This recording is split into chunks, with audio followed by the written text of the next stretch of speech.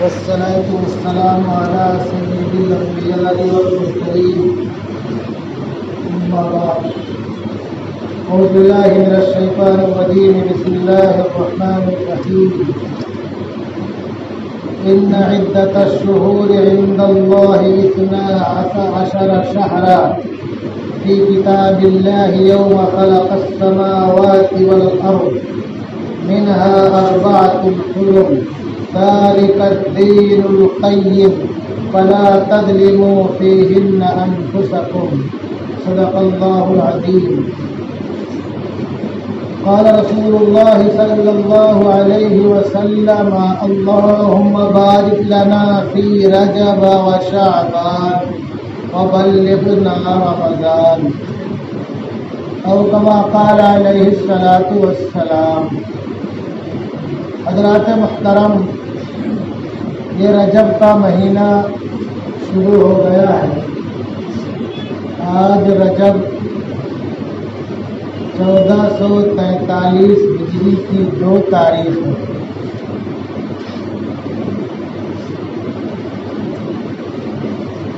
اللہ تبارک و تعالی نے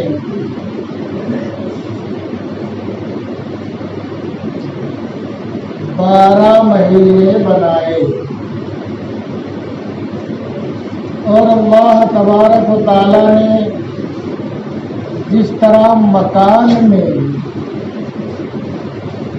بعض مکان میں برکت پیدا فرمائی اور وہاں کے عبادت میں اجر و ثواب میں اضافہ فرمایا، ایسے ہی اللہ تبارک و تعالیٰ نے زمان یعنی وقت، بعض وقت اوقات ایسے ہیں کہ جس میں اللہ تبارک و تعالیٰ نے برکت پیدا فرمائی اور اس میں عبادت کے اجر و ثواب کو بڑھایا.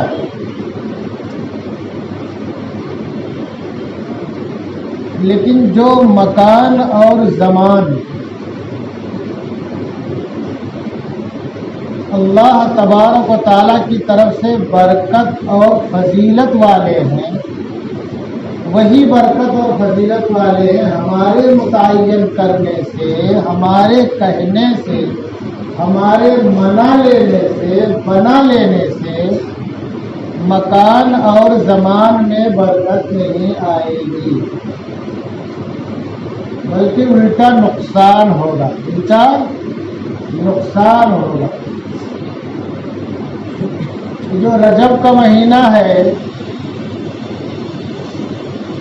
یقیناً جناب رسول اللہ صلی اللہ علیہ وسلم نے اس کا چاند دیکھنے کے بعد جو دعا فرماتے اللہم بارک لنا فی رجب و شعبان، اے اللہ تو ہمارے لیے رجب اور شعبان میں برکت پیدا فرما،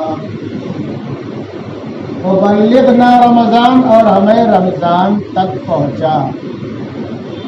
مطلب کیا ہے کہ رجب اور شعبان یہ گویا کی تمہید ہے رمضان کی.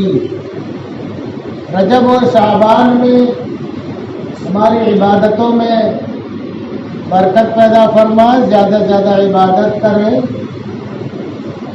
اور اس کو شرف قبولیت سے نواز، اور یہ گویا کی تمہید ہو رمضان میں عبادت کرنے کی.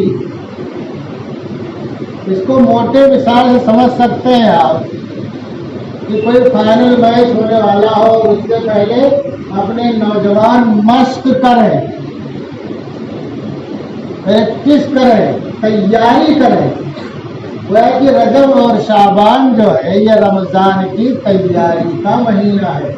اپنے آپ کو تیار رکھنا، تیار کرنا، اپنا ذہن بنانا رمضان میں زیادہ سے زیادہ عبادت کرنے کے لیے، تاکہ رمضان کی کہ جو اوقات ہیں، جو ٹائم ہے، اس میں زیادہ سے زیادہ آدمی اللہ کے سامنے سر بسجود ہو، اس کے ذکر میں لگا رہے، اس کی عبادت میں لگا رہے، اس کے سامنے رونے گڑگڑانے میں لگا رہے، اس سے مانگنے میں لگا رہے.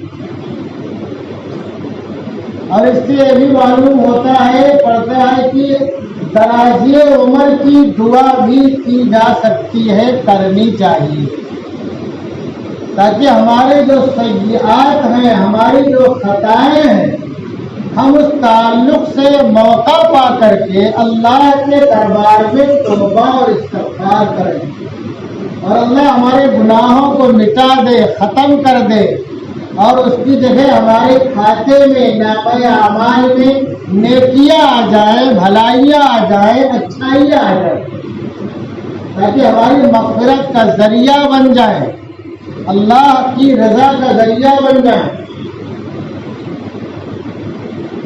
تو اللہ کے پیارے حبیب صلی اللہ علیہ وسلم رجب اور شعبان میں برکت اور رمضان تک پہنچنے کی دعا مانگا کرتے تھے۔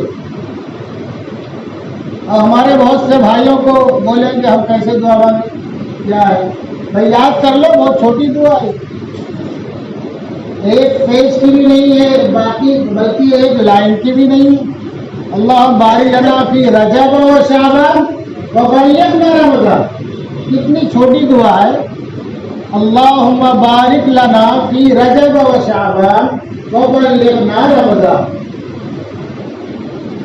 اگر ہم خلوصی دل سے چاہیں گے تو اللہ تبارک و تعالیٰ رجب شعبان میں ہمارے لیے برکت بھی پیدا فرمائے گا، اور ہماری زندگی انشاءاللہ رمضان تک پہنچائے گا، اور رمضان کی برکات، اس کے حسنات، اس کی خوبیاں، اور اس میں جو اعمال ہے، جو نیکیاں ہیں، اللہ تعالیٰ وہ بھی ہمارے کھاتے میں انشاءاللہ ضرور ڈالے گا۔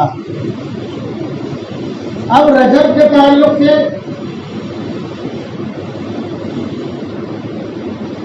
یہ بہت سی باتیں ہمارے عوام میں چونکہ پڑھنے کا مزاج بھی نہیں ہے اور سننے کا بھی مزاج نہیں ہے، اگر کبھی سنتے بھی ہیں تو جہاں انگلی پڑ گئی، جس کا بیان آ گیا سننا شروع کر دیا، یہ پتہ نہیں کون بیان کر رہا ہے، کیا بیان کر رہا ہے۔ تو بہت سی باتیں ہمارے اپنے بھائیوں میں آ گئی بے شعوری طور پر، ارادتاً میں تو نہیں کہوں گا، قصداً اور ارادتاً بے سمجھی میں بہت سی باتیں آ گئی کہ رجب میں یہ کرنا چاہیے، یہ کرنا چاہیے، یہ روزہ رکھنا چاہیے، یہ کرنا چاہیے، بڑی فضیلت ہے، بہت سارے ثواب ہے۔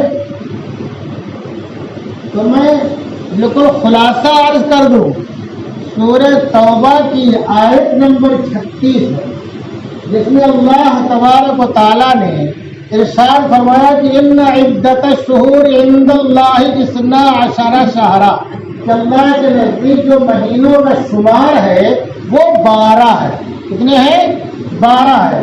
فی کتاب اللہ یوم خلق السماوات والارض، لوح محفوظ میں یہ بات لکھی ہوئی ہے، جس دن اللہ نے آسمان و زمین کو پیدا کیا اسی دن یہ بات قلم بند کر دی گئی کہ 12 مہینے، اور ان 12 میں کیا ہے؟ منہا اربعۃ حرم، 4 مہینے حرمت کے مہینے، 4 مہینے حرمت کے مہینے ہیں۔ وہ 4 مہینے کون ہے؟ شوال، ذوالقعدہ اور ذوالحجہ، یہ 3 مہینے اکٹھے آتے ہیں، اور ایک رجب ہے۔ یہ رجب کب ہے؟ جمادی الاخر اور شعبان کے بیچ میں جو مہینہ آتا ہے وہ رجب ہے، یہ جو چل رہا ہے۔ تو 4 مہینے، یہ 4 مہینے جو ہے یہ حرمت کے مہینے ہیں، کیونکہ اہل مکہ حضرت اسماعیل علیہ السلام کے واسطے سے حضرت ابراہیم علیہ السلام کی ملت پر تھے، بہت سے لوگ تھے، اور بہت سی ان باتوں پر وہ عمل کرتے تھے۔ تو ملت ابراہیمی میں بھی یہ 4 مہینے حرمت کے تھے، تو اس کو ان لوگوں نے باقی رکھا تھا۔ اب یہ حرمت کے مہینے جتنا مراد ہے کہ اس مہینے میں شکار نہیں کرنے کا ہے، لڑائی نہیں کرنے کی ہے، جنگ نہیں کرنا ہے، تو یہ کیا کرتے ہیں؟ کیونکہ ان کے مزاج میں لڑائی اور جنگ عجیب بات ہے، عجیب بات ہے۔ جیسے کسی کو کسی چیز کے نشے کی عادت پڑ جائے اور نہیں چھوٹتی جلدی، ایسے ان کو جنگ کا جنون رہتا تھا. اور ایک شاعر کہتا ہے وَأَحْيَانًا عَلَىٰ بَكْرٍ أَخِينَا إِذَا لَمْ نَجِدْ إِلَّا خَانًا، کہ کبھی جب کوئی دشمن نہیں ملتا لڑنے کے لیے اور ہمیں لڑائی کا شوق چل رہا تھا تو ہم اپنے بھائی پر ہی حملہ کر دیتے. جب ہمیں کوئی دوسرا نہ ملتا دشمن تو بھائی کو دشمن بنا کر اسی پہ حملہ کر دیتے. تو اب کیا ہوتا ہے، اب ان کی لڑائی چل رہی کسی سے، اب آ گیا رجب کا مہینہ تو بولتے نہیں رجب کا مہینہ آگے بڑھ گیا، کیا ہو گیا آگے بڑھ گیا، اور لمبی لڑائی ہوگی بولتے اور آگے بڑھ گیا. ابھی حکومت کا مہینہ نہیں ہے، ابھی آگے بڑھ گیا، وہ آگے بڑھ گیا. تو بعض دفعہ بڑھتے بڑھتے وہ مہینہ کر دیتے، سال کے 14 مہینے کر دیتے.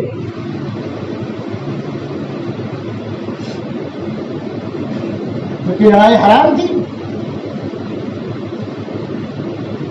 تو اللہ نے دو لفظوں میں بیان فرمایا کہ سال کے 12 ہی مہینے ہیں، اور رجب میں لوگ بہت سی چیزیں کرتے، قربانیاں کرتے، جس کو عطیرہ کہا گیا حدیث میں، اور اپنے حساب سے جو ان کا زکات نکالتا تھا وہ زکات نکالتے. اسلام میں تمام چیزوں کو منع کر دیا گیا، نہ رجب میں قربانی ہے. اور جہاں تک زکات کا مسئلہ ہے، ہم لوگ زکات رمضان میں نکالتے ہیں. اگر کسی کا سال رجب میں پورا ہو رہا تو رجب میں نکالے، ایک اتفاقی معاملہ. شعبان میں پورا ہو رہا ہے شعبان میں نکالے، شعبان میں پورا ہو رہا ہے شعبان میں نکالے. اور وہ بھی بہت سی عبادتوں کا اہتمام کیا کرتے تھے. تو شریعت اسلامیہ میں بھی ان 4 مہینوں کا ادب اور احترام باقی ہے. جو دشمن سے مقابلے کی بات ہے، کوئی اگر چڑھائی کرے گا تو اس کا جواب دیا جائے گا. تو گویا کہ وہ جو مقابلے کی بات تھی وہ ختم ہو گئی، خالی ادب اور احترام باقی ہے. یہ ایک بات ذہن میں رکھیے. اور سال کے 12 ہی مہینے ہیں. اور دوسری بات ذہن میں رکھیے کہ جناب رسول اللہ صلی اللہ علیہ وسلم سے رجب میں کوئی خاص عمل منقول نہیں ہے، کوئی خاص عمل منقول نہیں. یہ دعا مطلب یہ دعا جو ہم نے سنا بتایا آپ کو، یہ دعا ہم مانگتے تھے.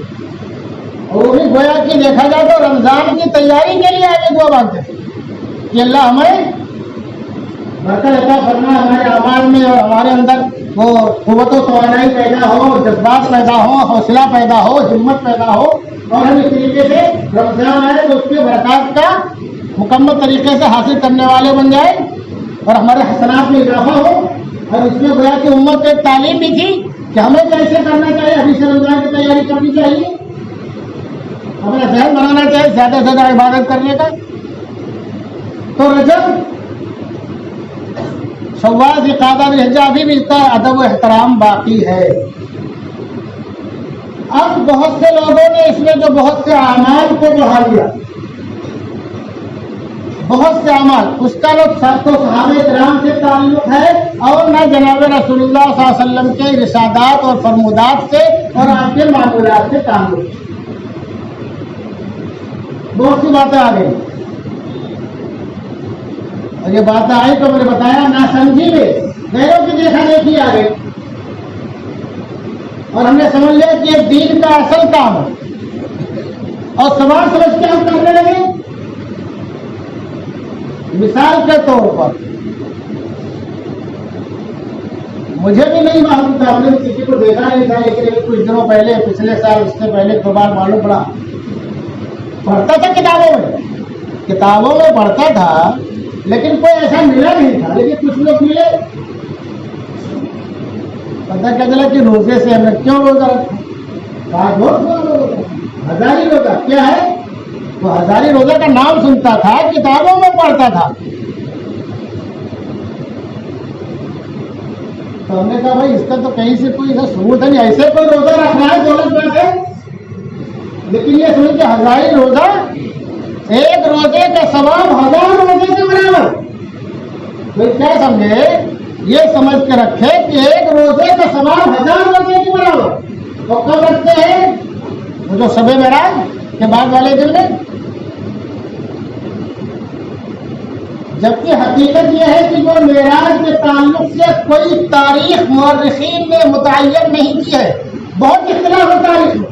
ہاں راجہ کو بول دیجیے آپ کیا 27ویں سن میں آپ کو معراج ہوئی؟ علامہ ابن تیمیہ سے لوگوں نے سوال کیا یہ شب معراج افضل ہے یا شب قدر؟ تو انہوں نے دو لفظوں میں جواب دیا کہ جناب رسول اللہ صلی اللہ علیہ وسلم کے لیے تو شب معراج افضل ہے. تو اس بات میں جناب رسول اللہ صلی اللہ علیہ وسلم کو بہت سے انعامات سے نوازا گیا، سرفراز فرمایا گیا، بہت سی نوازشیں آپ پر ہوئی. اور شب قدر امت کے حق میں بہتر ہے، یہ 1000 راتوں سے بہتر اس میں عبادت کرنا ہے. تم لوگ کیا کہتے ہیں کہ جناب رسول اللہ صلی اللہ علیہ وسلم کے معراج ہوئی، لہٰذا اس کے بعد جو ہے 1000 ہی روزے رکھتے ہیں، یعنی ایک روزے کا ثواب 1000 روزے کے برابر بتاتے ہیں. دھیان رکھو اس بات کو، جن روزوں کی فضیلت آئی ہے رمضان کے علاوہ ان کے تعلق سے بھی جناب رسول اللہ صلی اللہ علیہ وسلم نے ارشاد نہیں فرمایا کہ یہ 1000 روزے کے برابر ہے. مسلم شریف کی روایت آپ نے ارشاد فرمایا افضل الصیام بعد رمضان شہر اللہ محرم، کہ رمضان کے بعد سب سے افضل روزہ تو کون ہے؟ محرم کے مہینے میں روزہ رکھنا. پھر آپ نے بعد میں ٹائم فرمائی 10 11 یا 9 10 افضل تو فرمایا، لیکن یہ نہیں کہا کہ 1000 روزوں کے برابر ہے. اور 9 ذی الحجہ کے روزے کے بارے میں آپ نے ارشاد فرمایا، ایک روایت میں ہے کہ گزشتہ 1 سال کے صغیرہ گناہوں کا کفارہ ہے، ایک دوسری روایت میں ہے کہ گزشتہ 1 سال اور آئندہ 1 سال کے صغیرہ گناہوں کا کفارہ ہے.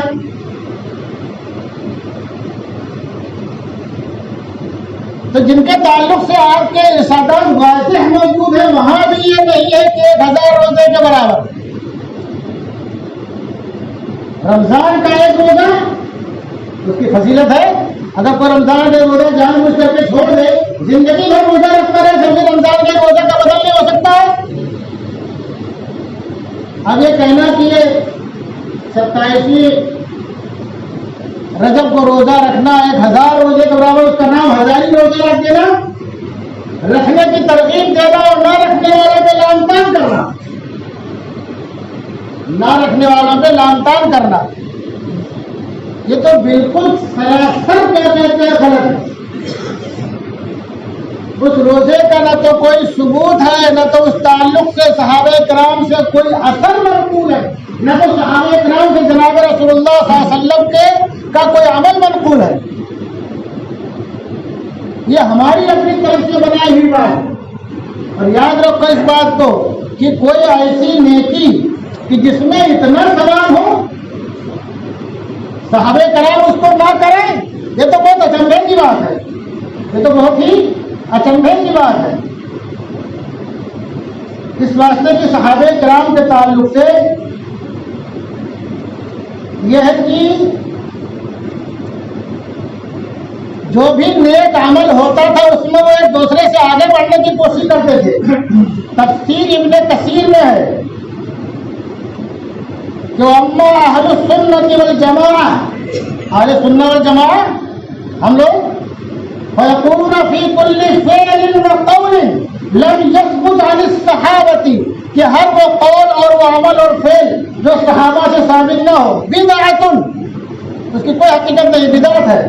کیوں؟ لأنه لو كان خيرا سبقونا إليه، اس میں اگر وہ بھلا ہوتا، بہتر ہوتا، کان خیر ہوتا سبقونا الیہ، تو صحابہ کرام ہم سے پہلے کر چکے ہوتے اور ان کا عمل ہمارے سامنے ہوتا.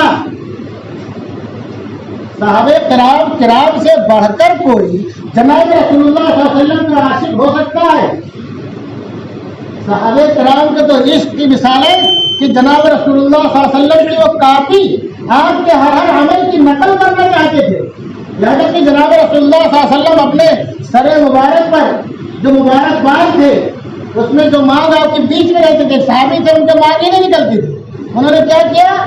یہ ہے عشق. انہوں نے کیا کیا؟ ایک سلاخ گرم کی اپنے سر پر رکھ لیا اور ان کی کھان جل گئی. وہ بعد میں دیکھتے پوچھتے کیا ویسے ہی ہے جیسے جناب رسول اللہ صلی اللہ علیہ وسلم کی مانگ نکلتے ایسے ہماری بھی مانگ ہے کہ نہیں ہے؟ لیکن ویسے ہی ہے کہ تمہاری کھان نکل گئی، اب کوئی بات نہیں، کھا تو ٹھیک ہو جائے گی نا، لیکن جو بیچ میں بات نکل گئی وہ ہمیشہ باقی رہے گی. ایک صحابی ہے کہ جن کے سر پہ جناب رسول اللہ صلی اللہ علیہ وسلم نے بچپنے میں ہاتھ رکھ دیا تھا, وہ بال نہیں کٹواتے تھے. کیوں؟ کہ جناب رسول اللہ صلی اللہ علیہ وسلم کے مبارک دست اقدس ہمارے ان بالوں پر پڑے ہیں. تو جناب رسول اللہ صلی اللہ علیہ وسلم کے ایک عمل کے نقل کرنے والے, بھلائی میں ایک دوسرے سے آگے بڑھنے والے, ہم ان سے کیسے آگے بڑھ سکتے ہیں؟ تو کیا کہا کہ اگر کوئی بھلا خیر ہوتا تو صحابہ کرام اس کی طرف ہم سے پہلے عمل کرتے. کیوں؟ انہم لم یترکوا خصلۃ من خصال الخیر, کہ بھلائی کہ کوئی چیز انہوں نے نہیں چھوڑا الا وقد بادروا الیہا, مگر ایک لوگ اس کی طرف دوڑے. جو بھی بھلا کام ہوتا اس میں بھاگتے ہیں, دوڑتے تھے. تو پتہ کیا چلا کہ صحابہ کرام نے نہیں کیا, تابعین نے نہیں کیا, تو ہمارے اپنے کہنے سے کیسے وہ نیک عمل ہو سکتا ہے؟ یہ تو سوال کے بجائے الٹے ہماری گرفت ہوگی, ہماری پکڑ ہو جائے گی. اور حضرت حذیفہ رضی اللہ تعالیٰ عنہ سے علامہ شاطبی نے کیوں نقل کیا, اللہ کے رسول صلی اللہ علیہ وسلم کے ساتھیوں نے جانثاروں نے نہیں کیا. لا تعبدوها, تم وہ مت کرو, تم وہ جو انہوں نے کیا وہی کرو, جو نہیں کیا مت کرو. تو جو ہزاری روزہ ہے وہ عام ہو رہا ہے, اس کا کوئی ثبوت نہیں ہے. بچنے کی کوشش کیجیے, بعد میں ایسے ہی یہی چیزیں آگے کی نسلوں کی گمراہی کا بھی ذریعہ بن سکتی ہیں, لڑائی جھگڑے کا فتنہ فساد کا بھی ذریعہ بن سکتی ہے. اور اسی طریقے سے اور کچھ باتیں ہیں, میرے خیال سے وقت ختم ہو رہا ہے. اور اسی طریقے سے اور بہت سی چیزیں رجب میں کی جاتی ہیں جن کا تعلق اسلام اور شریعت اسلامیہ سے نہیں ہے. اس میں سے ایک چیز اور ہے, بتا دوں مختصر لفظوں میں. 22 رجب کو وہ کنڈا بھرنا, کیا کرنا, رات کی تاریکی میں شیرینی بنانا اور رات کی تاریکی میں کھانا تقسیم کرنا, اندر ہاتھ دھلنا کہ پانی باہر بھی نہ جائے. اور اس کے لیے یہ کہنا کہ امام جعفر صادق نے نقل حارم کو کہا تھا ایسا کرے گی تو تم کو برکت ملے گی. اس نے ایسا کیا تو اس کا محل بن گیا, اور وزیر نے کہ بیوی نے انکار کیا تو بھکارن ہو گئی. تو اس لیے ایسا کرنا چاہیے. اس دن کا تعلق تو نہ تو امام جعفر صادق کی ولادت سے ہے نہ وفات سے ہے. اس دن کا تعلق کاتب وحی حضرت امیر معاویہ رضی اللہ تعالیٰ عنہ کی وفات سے ہے. بہت ہی اچھے طریقے سے اپنے لوگوں میں دشمنان صحابہ نے یہ بات ڈال دی. بہت ہی اچھے طریقے سے حب اہل بیت کا نعرہ لگا کر کے دشمنان صحابہ نے یہ بات اپنے لوگوں میں ڈال دی, اور لوگ اس کو اسلام کا حصہ اور کار خیر سمجھنے لگے. چونکہ حضرت امیر معاویہ رضی اللہ تعالیٰ عنہ کی وفات کھلا جشن نہیں منا سکتے تھے, تو ترکیب نکالی خفیہ طریقے سے جشن منانے کی, کسی کو معلوم نہ پڑے, اندر بناؤ, اندر کھاؤ, تقسیم کرو, اور پانی بھی باہر نہ جانے پائے. ہمیں معلوم پڑ جائے گا نا تو خیریت نہیں ہے, پھر معلوم پڑ جائے گا تو خیریت نہیں ہے. کیا میرے معاویہ کی وفات پہ خوشی منا رہے, شیرینی تقسیم کر رہے, سنی بانٹ رہے, تو کیا کر دیا, اہل بیت کے ایک عظیم شخصیت کا سہارا لیا کہ انہوں نے فلانی کو ایسی فلانی کو بتایا اس طرح سے کرو تو برکت ہوگی, فلانا لہٰذا, اور ہمارے لوگوں نے اس کو اپنا لیا. حقیقت یہ ہے کہ دشمنان صحابہ نے اس بات کو اپنے لوگوں میں رائج کیا اور اپنے لوگوں نے ناسمجھی میں اس کو اپنا لیا. اس کی کوئی حقیقت نہیں ہے. اللہ تبارک و تعالی ہم تمام لوگوں کو ایسے خرافات اور رسم و رواج سے بچائے کہ جس کا تعلق صحابہ کرام اور اسلام سے نہ ہو.